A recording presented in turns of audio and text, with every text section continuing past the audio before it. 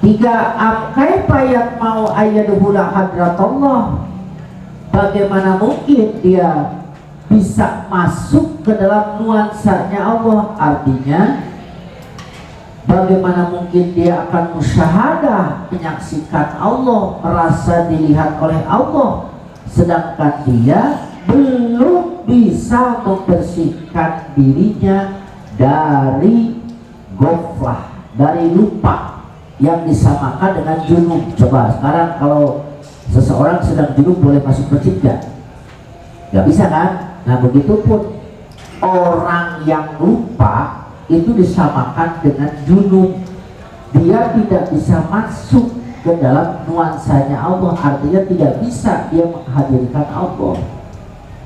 Ya iyalah, bagaimana bisa menghadirkan Allah? Ya, orang yang tidak merokobah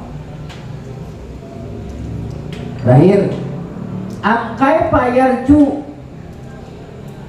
bagaimana mungkin dia bisa mengharapkan memahami ya rahasia-rahasia yang begitu pelik, sedangkan dia belum tobat dari dosanya.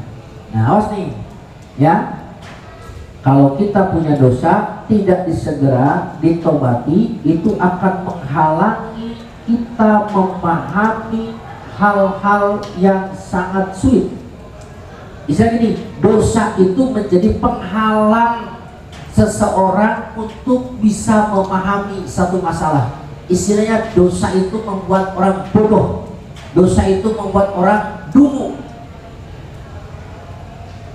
Ya, itu. Jadi si hati itu menjadi dungu nantinya kalau terus dibelenggu oleh dosa. Jadi kalau kita runut dari bawah, ayo tobat. Dengan tobat kamu bisa memahami rahasia, ya, ilmu-ilmu yang mendalam. Dengan memahami ilmu-ilmu yang mendalam tadi, kamu bisa muraqabah kepada Allah. Ketika kamu muraqabah, kamu akan terlepas dari belenggu syahwat.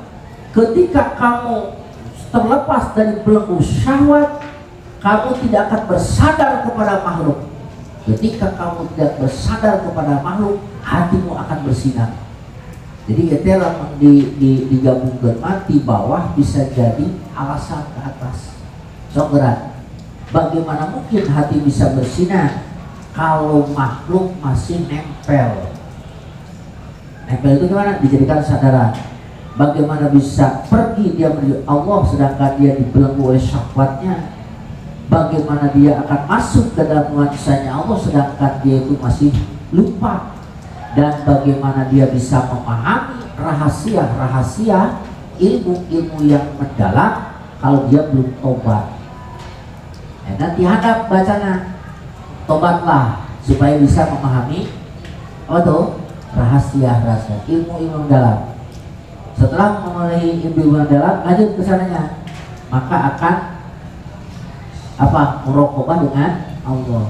Ketika sudah muraqabah kepada Allah, maka akan terlepas dari syahwat yang membelenggunya. Ketika sudah lepas dari syahwat yang membelenggunya, maka dia berhatinya akan bersinar.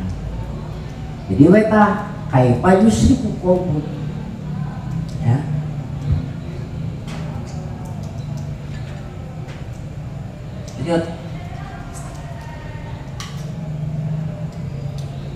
Layu hobu tidak perlu dikhawatirkan kan? Tidak perlu khawatir, alaika atasmu apa antara tak bisa samar, apa aturuku jalan alaika atasmu. Wa inna ma yukhofu ditakutkan alaika atasmu min goblatil hawa, dari diperdaya oleh hawa nafsu alaika atasmu.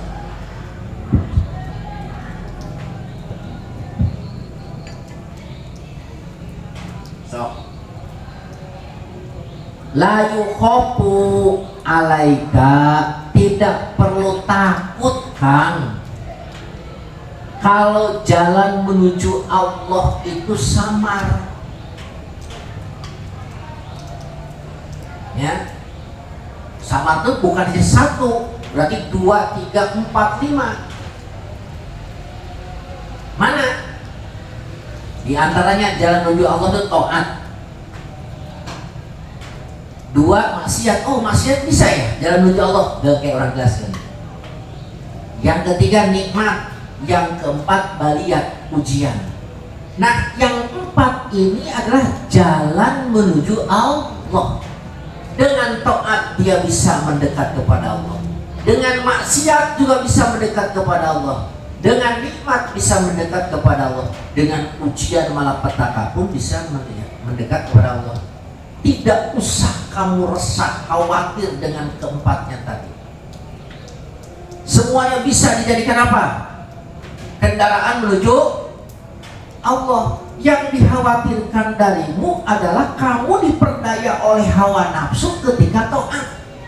Kamu diperdaya hawa nafsu ketika maksiat, diperdaya hawa nafsu ketika diberi nikmat, diperdaya hawa nafsu ketika diberi ujian. Itu yang dikhawatirkan.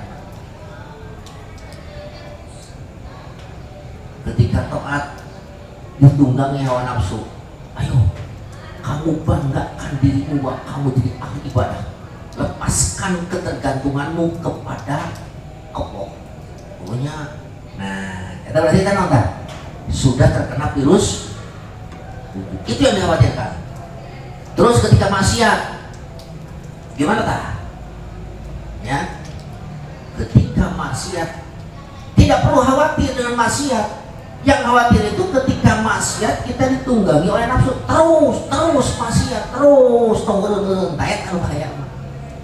Kalau maksiat kemudian tobat dan tidak mengulang, menghentikan dan tidak mengulang kembali, itu ciri orang bertakwa justru. Awas, hati-hati. Ciri orang yang bertakwa itu diantara ketika dia maksiat menghentikan maksiatnya. Walam yusiru alam papalu. Jadi tidak perlu khawatir akan jauh dari Allah kalau kita sedang maksiat. Yang penting ketika kamu maksiat jangan ditunggangi hawa nafsu. Ya, hawa. Udah apalagi jalan menuju Allah teh, nikmat. Nikmat juga bisa dijadikan jalan menuju Allah. Jangan khawatir ketika datang nikmat. Yang dikhawatirkan ketika nikmat itu ditunggangi nafsu. Gimana? Jangan disyukuri lah. Kita dapat capek-capek jadi rezeki, disyukuri deh, kasihin sama orang, enak banget dia, ya, nerima dari kita. Nah, itu yang dikhawatirkan. Yang keempat, tidak perlu khawatir kamu ketika datang apa tadi? Antal tak bisa turun di sini. Yang keempat apa tadi? Balian, ujian. Jadi kalau kita diuji oleh Allah, ya, dengan berbagai macam ujian, tidak perlu khawatir kamu akan putus hubungan dengan Allah, ya, tidak perlu khawatir. Kenapa? Karena ujian itu kalau dihadapi dengan sabar bisa jadi menuju kepada Allah. Terus ya, sampai ketika taat jangan khawatir, ya. Yang perlu dikhawatirkan apa? Saat taat ditunggangi hawa nafsu. Bagaimana itu hawa nafsu? Ujub. Ketika kamu sekarang sedang maksiat, jangan khawatir kamu akan jauh dari Allah. Kamu bisa tetap dekat kepada Allah sekalipun kamu berapa kali maksiat, asal kamu menghentikan maksiat. Seperti Nabi Adam ya. Luka 3, ya, jangan khawatir ketika kamu diberi nikmat. Yang dikhawatirkan adalah saat diberi nikmat ditunggangi hawa nafsu. Gimana? Kufur nikmat. Itu yang dikhawatirkan. Ya. Nah, wa inna ma yuhibbu dikhawatirkan bagimu katanya gola batil hawa. Bagaimana gola batil hawa itu diperdaya oleh hawa, syahwat, keinginan-keinginan duniawi. Seperti mana? Hawa teh wujudul jadmi wasyaqwa. Ketika ditimpa musibah, mengeluh, nyalahin orang tua, nyalahin anak, istri, dokter, telekan, campur-campur. Itu yang dikhawatirkan. Ini ya, ghalabatul hawa begitu. Yang kedua, ghalabatul hawa itu wujudut ta'ajjuj wa da'awa, munculnya merasa gagah. Ya, merasa gagah wa da'awa. Itu kalau sudah itu merasa gagah ketika mendapatkan nikmat, ketika mendapatkan taat, itu bahaya. Yang ketiga yang disebut dengan ditunggawi hanasute, yaitu mukhalafatul haq, bertolak belakang dengan Allah di dalam menolak kebaikan ataupun menyatakan kebaikan. Ya. So, lagi la yuqafu, tidak perlu dikhawatirkan kamu ya kedatangan berbagai macam bentuk ya kepadamu. Sesungguhnya dikhawatirkan darimu adalah apa? Ya, itu min ghalabatil hawa, diperdaya oleh hawa nafsu.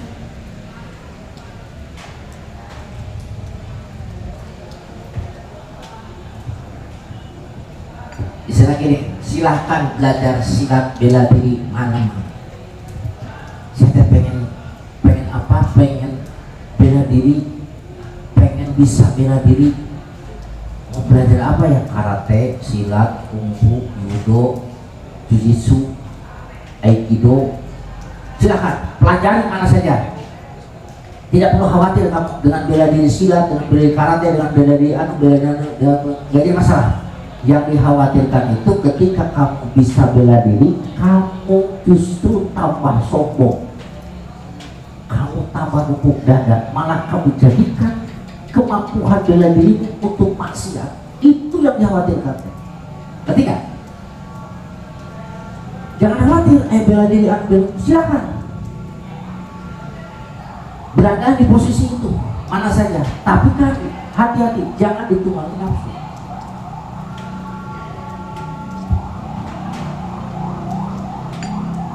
Kopi gue ya. Lanjut, nomor 1, an-nasu, itu manusia yang dahuka, memuji kepadamu,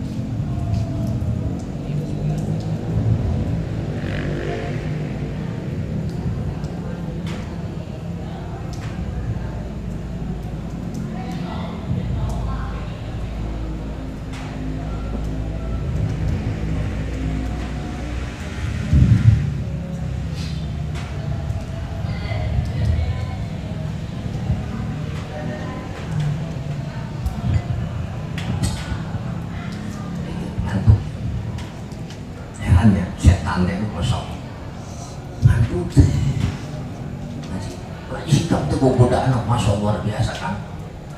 Sebab setan nafsu teh orang belajar tasawuf. Mungkin dia keluar ya, dia beres. Tadi tuh ke rumah. Ih, suka ngantuk, masih sekitar 12 melek gue. Saya tidur. Tapi dia ngaji, ya Allah, ya setan belajar ngaji tasawuf apa beda.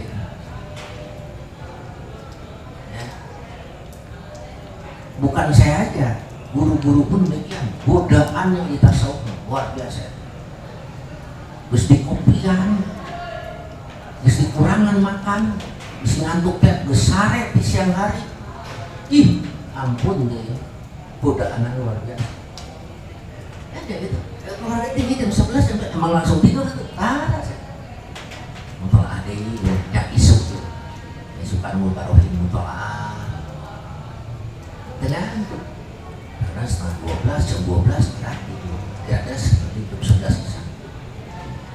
Aduh, ini tasawuf ya, pahit cek setan yang aja nuketa nuker ayo cocok untuk siap setan gitu ya, iya kan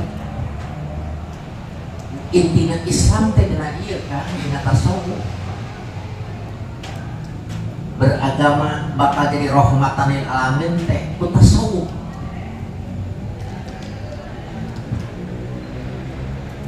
Lamun di NU, orang NU dengan kita tasawuf mau bisa jadi NU beneran.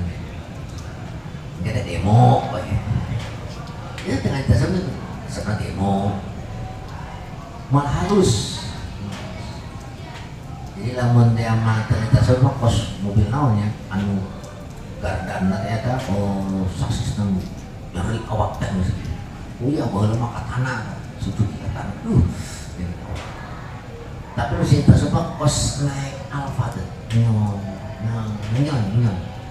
nanti enak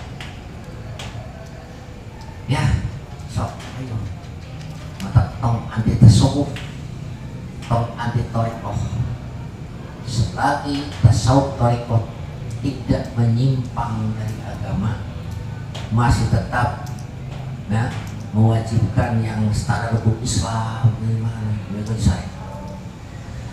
Nah, yuk.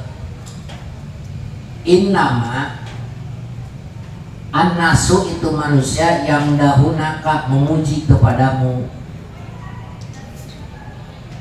bima yadunu menduga mereka pika padamu pakun maka jadilah anta engkau zaman ada yang mencela dinafsika bagi dirimu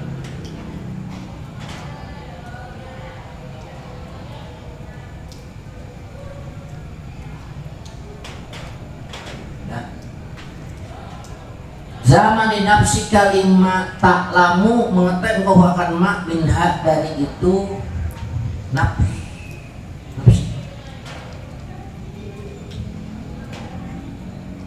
So, orang-orang pada memujimu, oh kamu teh hebat, ahli ibadah, dermawan.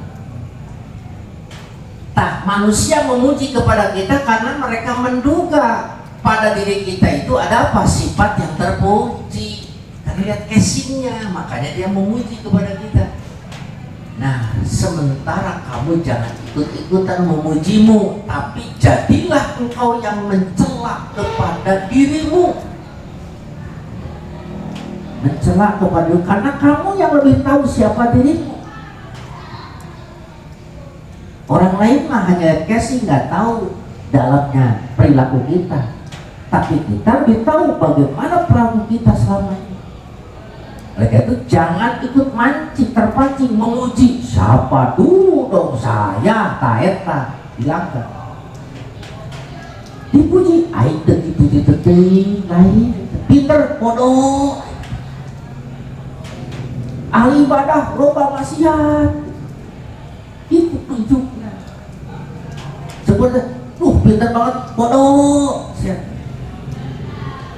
Ahli ibadah, nanti coba ahli ibadah, aing itu pemalas ibadah. Zaman dinafsikan, celak diri aja. Ya, kenapa kita mesti mencela diri kita? Ya, ada mutasfirika 5 madah tadi karena kamu tidak sesuai dengan kenyataannya. Terus dia teledor melaksanakan ibadah. Yang kedua, kenapa mesti mencela kepada diri ketika orang lain memuji? Sebab dirimu sering terkena riya. Ya. Yang ketiga, kenapa kita mesti mencela? Karena sesuatu sifat kadang-kadang ada pada diri kita, sementara tidak ada pada orang lain. Orang lain nyawa deui pujian ngan di anak eta-eta nya geus dipuji tah kitu. Ya. Jadi orang-orang memuji kepada kita karena mereka menduga bahwa kita ini layak untuk dipuji, tapi engkau jangan ikut-ikutan memuji dirimu, tapi maju justru kamu mencelaklah kepada celaklah dirimu dengan sebanyak-banyak kamu celak. Ya, saya ulangi. Al-mu'minu, orang mukmin, idza mudiha, di mana dipuji, istahya, lupa, malu minallah, dari Allah. Ayusna itsanjung, siapa aliman diwasfin dengan sifat la yashhad, tidak menyaksikan kepada wasfin min nafsi, dari dirinya.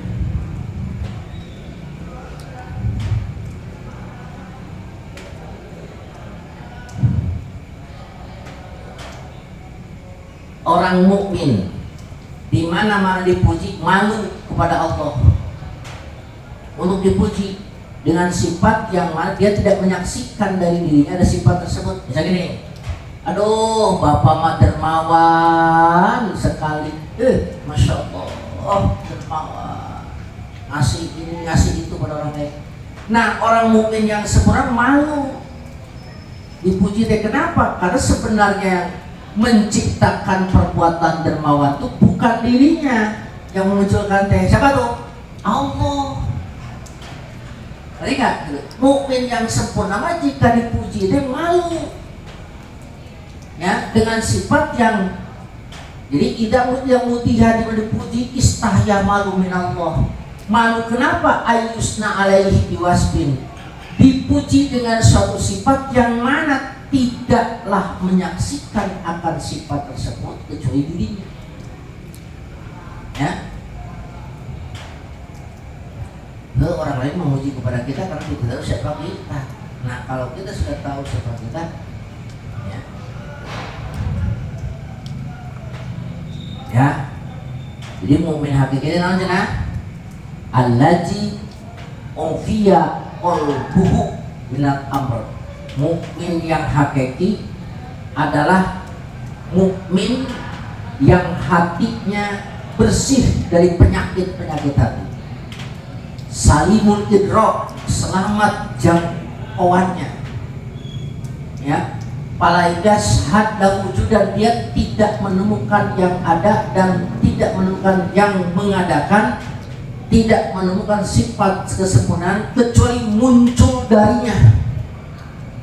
Jadi ketika disebut taat, ahli ibadah, aduh, aing tidak bisa ibadah taat. Itu muncul nanti Allah kumon siapa kita aing, puji ke Allah. Rasa, kira mau nanti puji dari ngapung, akan murungkut keraun. Ya, malu ayusna alaihi biwasbin layasadu. Ya, malu atuh. Dipuji dengan sifat yang mana dia tidak melihat ada sifat pada diri, ya. Coba kalian pinjam baju pada temen, yalah.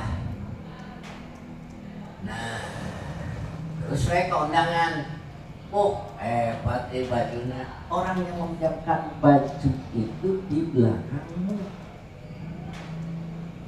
ketika tahu bahwa yang dipujinya itu apa, ternyata ada orang yang memilikinya, oh malu ya.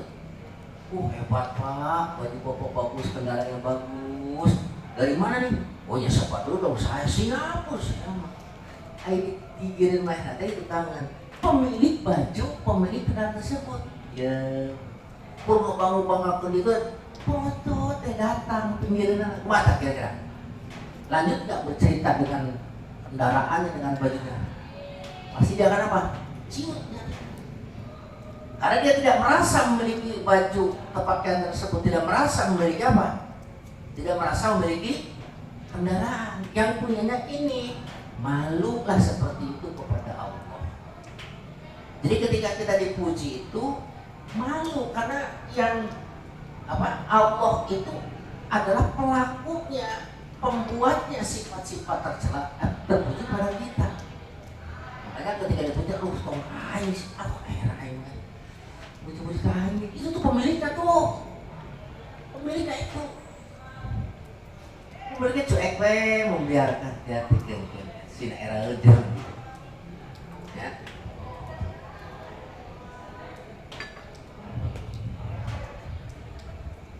Jadi gimana? Mukmin yang sejati di mana-mana dipuji, dia malu kepada Allah untuk dipuji dengan sifat yang tidak dia saksikan sebenarnya dari dirinya. Jadi yang cepatan waktu, dermawan, sopan, santun. Nah, itu baikkan bola voli yang menghantamnya. Kemudian, ya dibalikin deui. Ka Allah puji teh. Dioper deui ka Allah, da Allah nu ngasihna, wah ini oper deui ka Allah.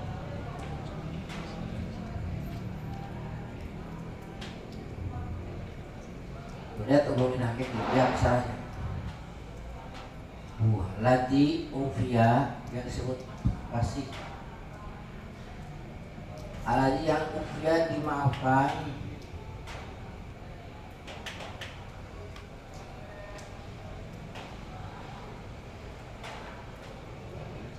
Lagi ajal nas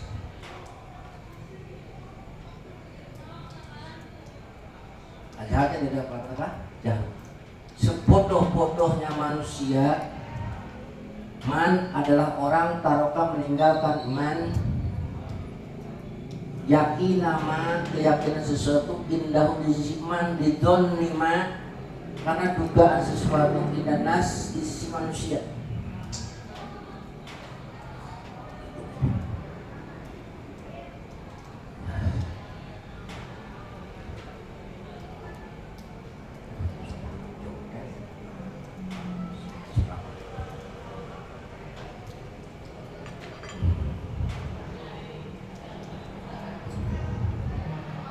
Ajhalun nas,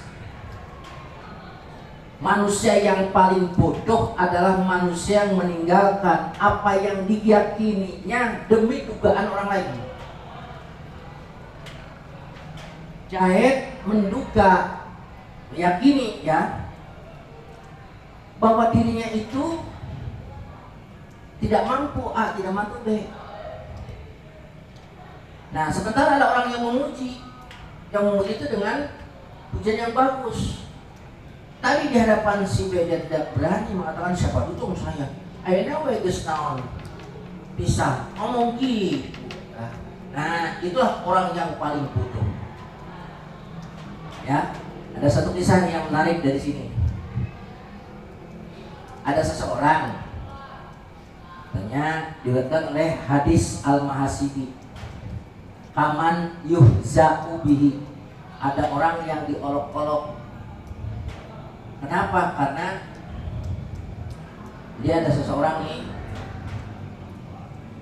didatangi orang banyak. Oh Pak, bau mulut Bapak sangat wangi. Oh ya siapa dulu dong saya.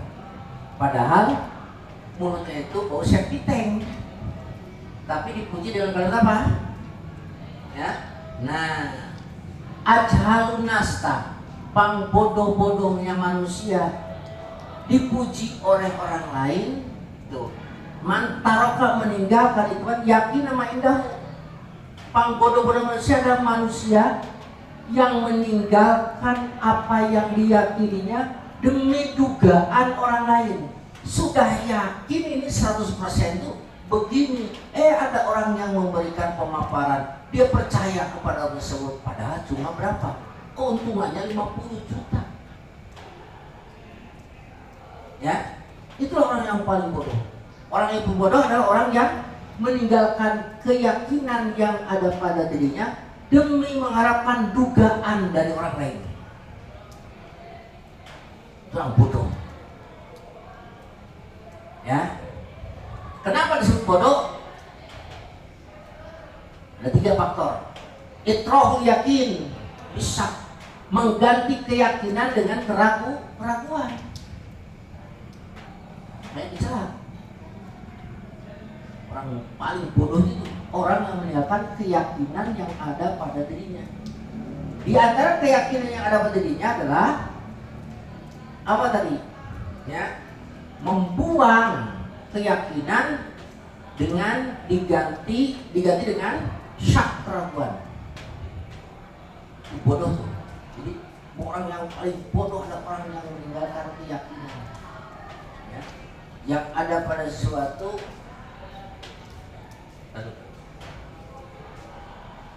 Jadi menurut para ulama, kenapa orang tersebut disebut bodoh? Karena dia mengambil keyakinan yang ada pada dirinya tidak tergiur kepada yang lain yang padahal harganya lebih mahal. Ya, ini dia memilih HP yang murahan ya daripada yang mahal. Bodoh-bodoh Indonesia. Nah, alasannya disebut bodoh, orang yang meninggalkan keyakinan yang ada pada dirinya demi dugaan yang ada pada orang lain. Kenapa disebut manusia yang paling bodoh? Karena dia telah melemparkan keyakinan diganti dengan balbil wahmi, balbil batil tuh. Disebut paling bodoh karena dia lebih mementing melempar keyakinan diganti dengan keraguan. Ya, yang tahu diri kita siapa? Orang lain. Diri kita sendiri. Coba ketika kamu meriang panas dingin, orang lain tahu nggak? Nggak tahu bahwa kamu itu memang kelihatan segar. Tapi ketika dikatakan, oh kamu tuh sehat, padahal dia tahu bahwa dirinya apa? Sakit. Seperti pernah terjadi, ada seseorang dengan membanggakan dirinya itu wangi mulutnya. Ya, jadi dia yakin mulutnya itu bau. Dari sejak buka belum gosok gigi, ada orang lain ngomong, bau mulutmu itu wangi banget loh. Oh gitu ya. Dia meninggalkan apa? Meninggalkan apa yang diyakini, yaitu apa? Bau mulutnya. Sementara orang lain menyebut wangi karena baru dugaan. Nah, yang dugaan lebih dipelihara, diambil, itulah sebodoh-bodohnya manusia.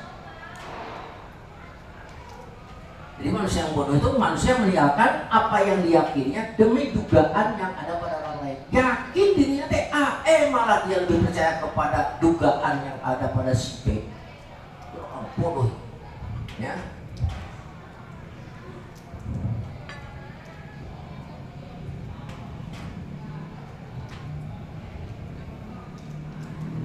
Kenapa dianggap bodoh tadi? Karena dia melemparkan keyakinan diganti dengan keraguan, bahkan diganti dengan waham ataupun dengan kebatilan. Yang ketiga,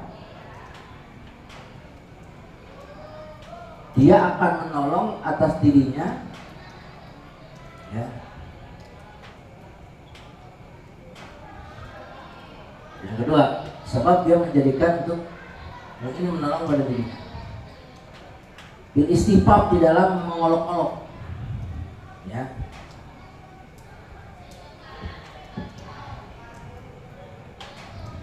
Itulah. Sekarang ber-54.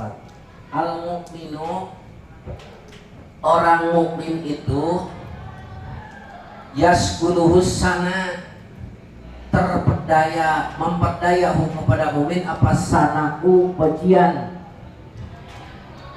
Allah Ta'ala an ayakuna, terbukti di nafsu dirinya syakiron yang bersyukur, watas goluhu dan menyibukkan itu syafaat. An ayakuna itu diri zakiron, kepada bagian-bagiannya zakiron yang benar. Awas ya. Al-mu'minu, orang mukmin mas suka disibukkan dengan memuji kepada Allah, ya, daripada ayatun dan nafsi syakir, daripada dia menyanjung atau mensyukuri dirinya. Jadi mukmin yang sempurna mah sibuk dengan menyanjung kepada Allah daripada dia menyanjung kepada dirinya. Seperti merasa dirinya itu ahli ibadah, bisa taat, itulah. Ibn Syafi'i dzakirun wa tasgharuhu hukumullah an ayakul di dzakirun. Yang kedua, ya, orang mukmin itu tidak memuji kepada dirinya dikarenakan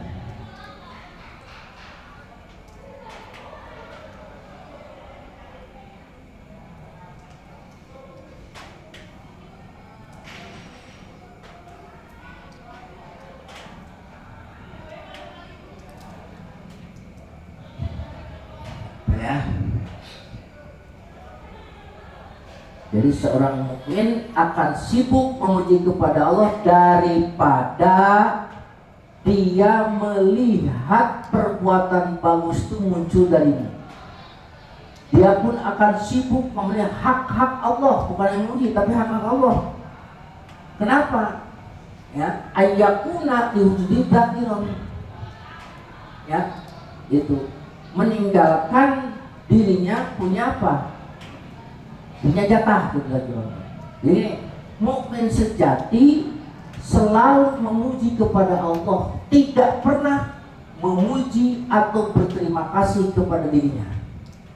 Itu mukmin sejati. Dia lebih sibuk memperdaya, mengelola hak-hak Allah daripada memperdaya selain daripada itu. Itu mukmin yang sejati ya. Jadi mukmin yang sebenarnya mukmin sibuk memuji kepada Allah daripada memuji kepada dirinya, ya. Sing an ayyakul nafsi syakiran.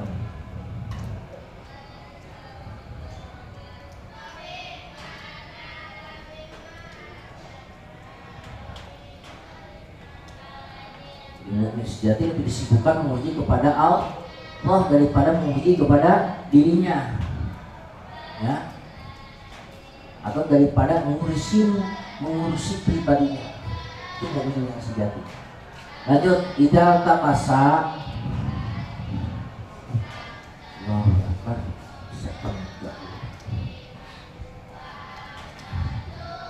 idza tabasa jika samar alaika atasmu apa amroni dua perkara,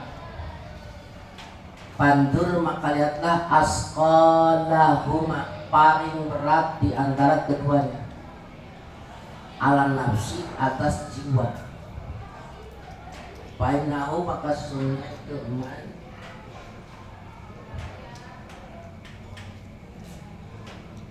idal tabasa di mana samar alaika atasmu apa amroni dua perkara. Jadi si Zaid berhadapan dua apa? Perkara lah. Entah yang A atau entah yang B ya mesti saya lakukan. Nah kalau kamu sekarang mau melakukan sesuatu dari dua perkara, maka kamu lihatlah pada perkara itu siapakah yang paling berat dirinya, paling berat. Siapa yang paling berat dari itu semua? Nah, jadi di mana-mana kamu samar antara melakukan dan tidak melakukan sesuatu, lihat yang paling berat dari dua perkara tadi, lebih berat mana? Ya, contoh ya. Dua perkara yang samar deh. Misalnya yang wajib dulu, bakti kepada orang tua. Ibu menyuruh, bapak pun nyuruh. Dua-duanya wajib gak? Wajib kan? Mana didahului? Nah, untuk mendahului salah satunya ini pilihan apakah A, apakah B? Tolak ukurnya mana yang paling berat? Saya lebih berat menghormati ibu daripada menghormati bapak. Ya ikuti itu. Itulah yang paling baik. Ngerti kan? Jadi di mana-mana samar kepadamu di antara dua perkara bahkan lebih gampang kamu lihat. Pandur asqalahuma, silakan mana yang paling berat kepada nafsu dilakukan. Maka ketika itu paling berat, lakukanlah. Itulah yang benar. Wajib dengan wajib. Ini berbakti pada ibu wajib, berbakti pada bapak wajib. Mana ya? Nah, ketika kamu mengatakan ayah, mana yang paling berat dipikul oleh nafsu? Iya, bakti kepada ibu. Nah, kalau itu terasa berat bakti kepada ibu daripada kepada ayah, ya laksanakanlah itu. Yaitu bakti kepada ibu. Mana yang paling berat? Sekarang sunnah dan sunnah. Itu sholat sunnah ba'diyah dulu atau sholat mayit ya? sholat mayit itu ada yang mengatakan sunnah, sholat qobliyah sunnah. Mana yang mesti dilakukan? Sholat jenazah lalu tidak melaksanakan sholat jenazah, atau tidak melaksanakan sholat jenazah dengan tidak melaksanakan sholat sunat, atau sholat sunat tapi tidak sholat jenazah. Mana yang perlu saya lakukan di antara kedua ini? Kalau pokoknya apa tadi? Mana yang paling berat? Berat kan? Itu tuh ya, menghadiri dan maut, itulah yang diikuti oleh kamu. Sebab tidak mungkin nafsu memberatkan akan satu prestasi ibadah, kecuali itulah yang hak, illa makan hakot, itulah yang berbeda. Ya. Yo, sekarang apa lagi? Dua perkara yang mubah. Mubah dengan mubah. Mana mubah dengan mubah deh? Nolak hadiah dari seseorang, menerima salah, menolak salah. Mana yang paling diambil dari dua perkara ini? Adalah mana yang paling berat kamu lakukan, itulah yang terbaik buat ya.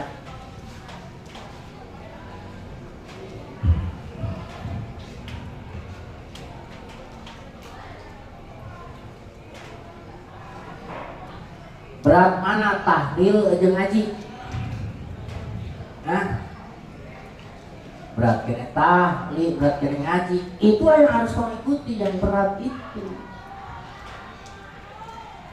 Apa ada tuh di tempat pengajian, Pak Kiai ngaosna liburnya, kunaon?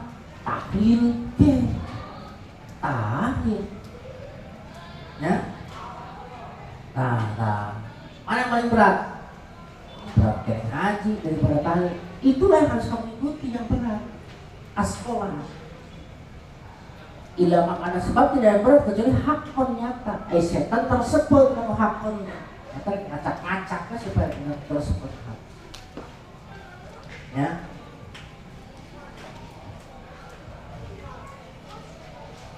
Iya teh silaturahim atau keundangan ya. Paman saya sedang sakit keras, pengen dijenguk, sementara di dia aya naon pesta nikahan. Mana ya yang harus dipenuhi? Jangan bingung, mana yang paling berat menurut nafsu? Saya lebih berat hadiri pernikahan, lebih berat ini keundangan. Nah udahlah, kalau lebih berat keundangan, lakukan itu yang berat. Sebab itulah yang hak, yang nyata, yang benar. Karena ya. Ini kalau wajib dengan wajib, sunat dengan sunat, makruh dengan makruh, mubah dengan mubah. Ambil yang paling apa? Jika bertolak belakang dua-duanya, ambil yang paling berat kepada nafsu.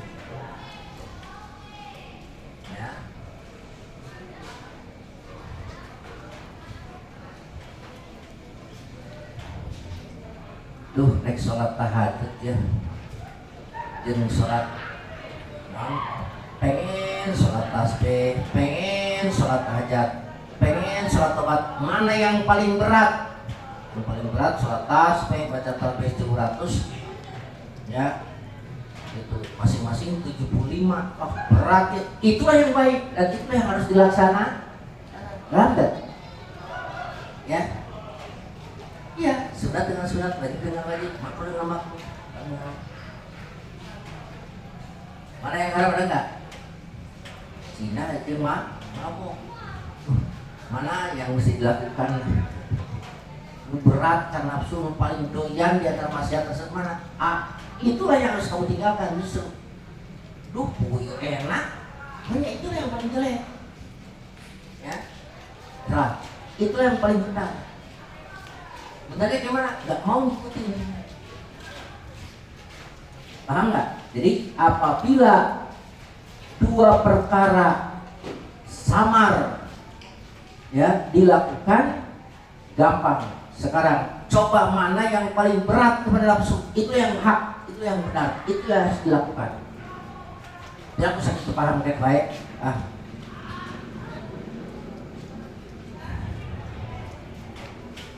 Nomor 56.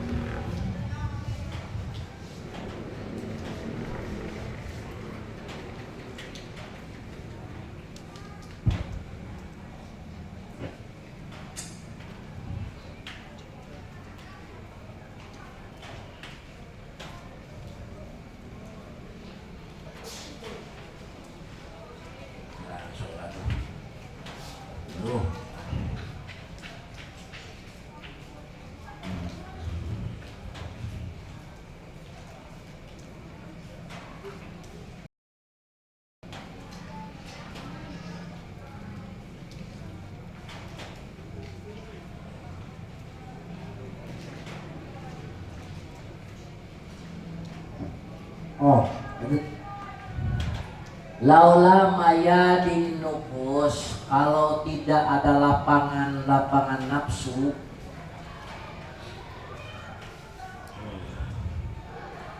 mata hak pokok tidak akan mantap apa sairin perjalanan orang-orang yang pergi. Karena lama sapata bainaka, tidak jarak antara engkau wa baina anta Allah hatta tatwiya, hingga kau melipat itu masafah, melipat dengan apa rihlatuka, perjalananmu.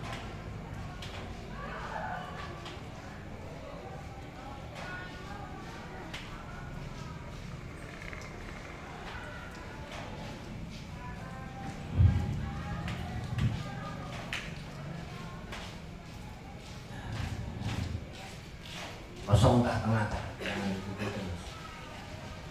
Sok ke tengah-tengah, pegang. Masuk tengah, masuk. Berjuang, sok ke tengah. Tuh tengah. Kayak kopi, minum. Cangkir nunggu, kopi minum.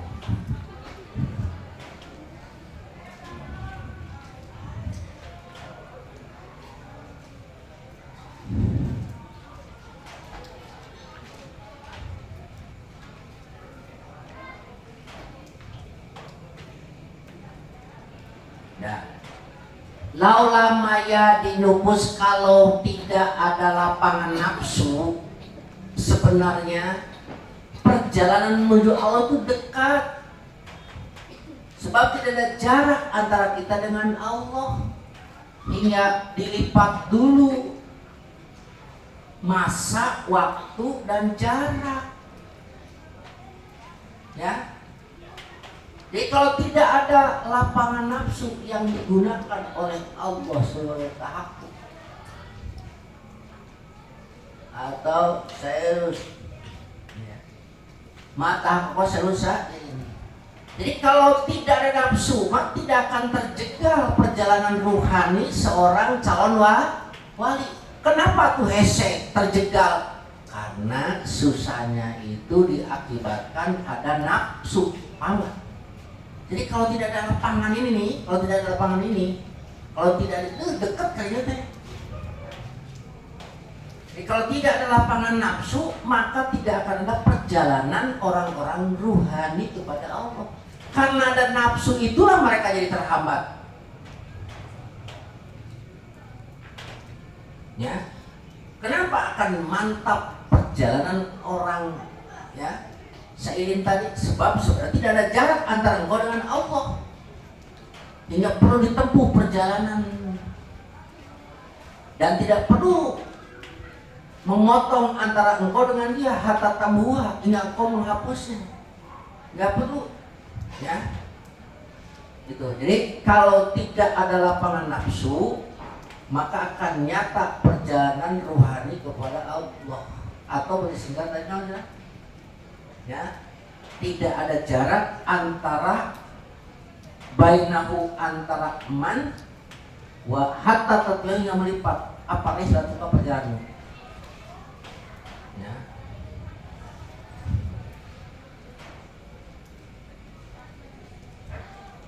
laula maya dinupus, kalau tidak karena nafsu pasti perjalanan itu mulus, tidak perlu belok kiri belok kanan, ya kan lurus terus, ya hingga tamhuaha sholatukan, hingga usulmu menghapusnya. Jadi kalau katakan sementara ini kalau orang malas ibadah sholat tarawih itu malas itu tahajud kok, malas dari setahun sekali.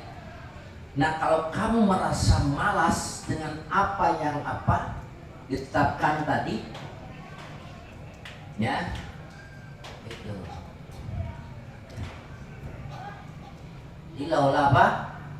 Laula, kalau tidak lapangan nafsu maka si setan akan pura. Nah,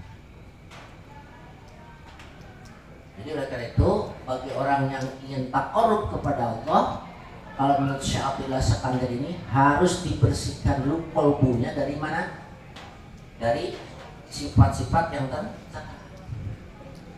Sebab kalau tidak ada nafsu mah pasti kita sudah sampai bermesraan. Nah, karena ada nafsu, ya, maka susah untuk bertemu. Jadi jadi penghalang itu bukan aturan tapi apa? Nafsunya. Bainahu ada tatyahu wa badan. Nah, itu ya. Laula manubus teh. Karena nafsu kita jadi sulit, kita jadi susah bertemu dengan Allah. Makanya pentinglah di sini mengobati, menjinakkan apa? Nafsu. Ini, kalau nafsu gampang deh, tinggal cek ini dia berat deh. Begitu berosot 7 bulan, 7 tahun, 10 bulan, pret di rumah adik. Oh pintar lagi, pintar amalnya. Itu soal yang paling berhasil. Ya.